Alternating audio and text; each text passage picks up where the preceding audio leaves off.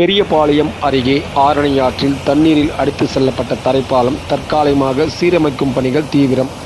மழை காலங்களில் 10 கிலோமீட்டர் செல்வதை தவிர்க்க உயர்மட்ட மேம்பாலம் பணிகள் விரைந்து செயல்படுத்திட அப்பகுதி மக்கள் கோரிக்கை வைக்கின்றனர். திருவள்ளூர் மாவட்டம் பெரியபாளையம் அடுத்த ஆரணியின் அருகே காரணி கிராமத்திற்கு செல்லும் தரைப்பாலம் வடகிழக்கு பருவமழையில் ஏற்பட்ட வெள்ளப்பெருக்கு காரணமாக இரண்டாவது முறையாக அடித்து செல்லப்பட்டது. இதேபோல் மங்கலம் கிராமத்திற்கு செல்ல ஆற்றின் குறுக்கே மக்கள் பயன்படுத்தி வந்த மண்பாதையும் தண்ணீரில் மூழ்கியது. ஆற்றில் தண்ணீரின் வேகத்தால் தரைப்பாலம் அடித்து செல்லப்பட்ட முற்றிலுமாக போக்குவரத்து துண்டிக்கப்பட்டதால் காரணி, நெல்வாய், புதுப்பாளையம், மங்கலம், எருக்குவாய் உள்ளிட்ட 10 கிராமங்களில் உள்ள மக்கள் அத்தியாவசிய தேவைகளுக்கு பெரியபாளையம் வழியாக 10 கிலோமீட்டர் சுற்று சென்று வருகின்றனர்.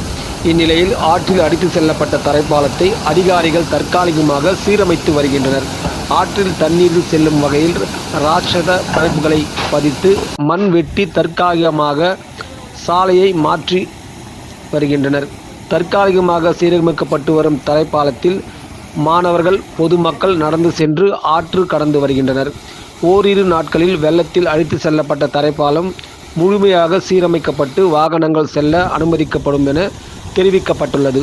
இதற்கிடையே தரைப்பாலத்திற்கு மாற்றாக ரூபாய் 20 கோடி மதிப்பீட்டில் புதுப்பாளையம் காரணி உயர்மட்ட மேம்பாலம் அமைக்கும் பணிக்கு கடந்த ஆண்டு